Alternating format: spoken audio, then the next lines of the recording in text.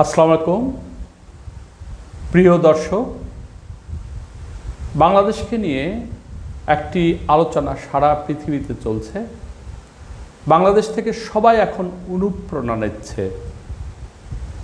বাস্তবে বাংলাদেশে যে স্বৈরাচার বিরোধী আন্দোলন বা ফাঁসিবাদ বিরোধী আন্দোলন যেটা হয়ে গেল, সেটা থেকে সবাই এখন অনুপ্রেরণা নিচ্ছে।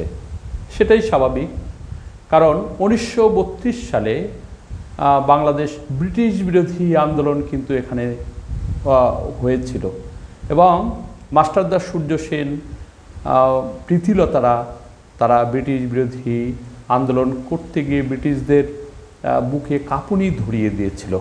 এবং তারপরে 1952 সালে ভাষা আন্দোলন এদেশেই হয়েছিল এবং আমাদের ভাষার মর্যাদা আমরা রক্ষা করতে পেরেছিলাম। ছাত্ররা সেদিন অকাতরে জীবন দিয়েছিল এবং তার পরবর্তীতে 1969-71 মুক্তিযুদ্ধ, এবং সেখানে লক্ষ লক্ষ মানুষ অকাতরে জীবন দিয়েছে এবং দেশকে স্বাধীন করেছে। তারপরে 90-এর স্বৈরাচার বিরোধী আন্দোলন, সেখানেও প্রমাণ হয়েছে বাংলাদেশ বীরের জাতি। এবং 24 সালে ছাত্র জনতা একটি ছোট্ট আন্দোলনে নেমে সরকার উচ্ছেদ করে দিয়েছে মাত্র কয়েকদিনে। সেটাই সারা পৃথিবীতে গবেষণার বিষয়, অহংকারের বিষয়। আর এখান থেকেই মানুষ প্রেরণা নিতে চায়।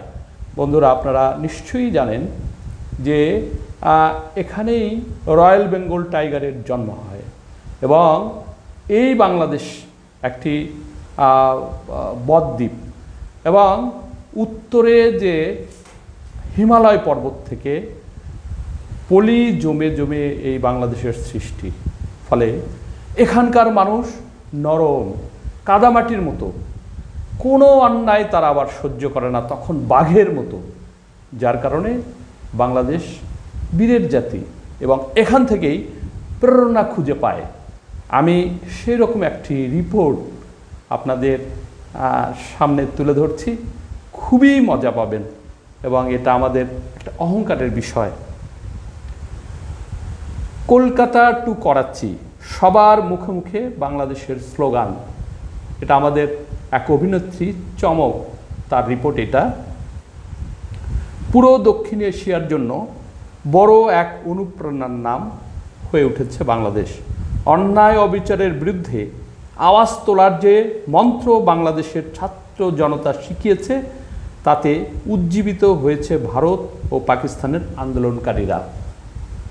আপনারা ইদানিং বা এখন আপনারা সবাই জানেন যে পাকিস্তানের সাবেক প্রধানমন্ত্রী ইমরান খান, সে দীর্ঘদিন ধরে স্বৈরাচার দ্বারা আক্রান্ত এবং বন্দী অবস্থায় আছে। সেখান থেকে ছাত্ররা একটা আন্দোলনের ডাক দিয়েছে তাকে মুক্ত করার জন্য।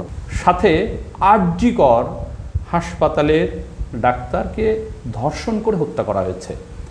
এই দিক থেকে ভারতে একটা আন্দোলন গড়ে উঠছে এবং সেখানে বারবার বাংলাদেশের কথা উঠে এসেছে এবং এখানকার বিরোচিত যে সংগ্রাম, তার ফলে আমাদের এখানে ফাঁসিবাদ মুক্ত হয়েছে, সেটাই এখানে বলা হচ্ছে। ভারতে আরজিকর হাসপাতাল কাণ্ডে ফুঁসে উঠেছে জনতা। এদিকে পাকিস্তানে কারাবন্দী সাবেক প্রধানমন্ত্রী ইমরান খানকে মুক্ত করতে আন্দোলনের ডাক দিয়েছেন দেশটির ছাত্ররা। ভারত এবং পাকিস্তানের এই দুই আন্দোলনই বাংলাদেশের নাম ঘুরে ফিরে আসছে। পাকিস্তানের করাচিতে আন্দোলনকারীদের মুখে শোনা গেছে তুমি কে আমি কে, বাংলাদেশ বাংলাদেশ স্লোগান। অন্যদিকে কলকাতায় আরজিকর হাসপাতালে নারকীয় হত্যাকাণ্ডের বিচার চেয়ে শাসক শ্রেণীকে বারবার বাংলাদেশের কথা মনে করিয়ে দিচ্ছেন আন্দোলনকারীরা। এ প্রসঙ্গে এক ফেসবুক পোস্টে গর্বের কথা জানিয়েছে ছোট পর্দার অভিনেত্রী রুকাইয়া জাহান চমক। লিখেছেন, কলকাতা টু করাচি, সবার মুখে মুখে বাংলাদেশের স্লোগান। বাংলাদেশিদের বীরত্বে যুগে যুগে বিস্মিত হয়েছে পুরো বিশ্ব। আর কিছু থাকুক আর না থাকুক, আমাদের পা থেকে মাথা পর্যন্ত দেশপ্রেম আছে, আর আছে বাঘের মতো একটা কলিজা। বন্ধুরা, এখানেই অহংকারের প্রশ্ন, অহংকারের বিষয়। বাংলাদেশিদের সংগ্রামী ইতিহাস মনে করিয়ে দিয়ে চমক আরও লিখেছেন, 52, 71, 90 ও 24 এই ইতিহাস বারবার ফিরে আসে। বীরেরাও আসে নতুন রূপে, নতুন পরিচয়ে, কিন্তু কলিজা সেই একই, বীরের কলিজা। আর তাই আমি আমার দেশকে একটা বিশেষণ দিতে চাই, সেটি হলো বীরের দেশ। এটা অনেকেই বলছে, এখন বাংলাদেশ একটি অনুপ্রেরণার নাম। বন্ধুরা, খোদা হাফেজ, আবার দেখা হবে।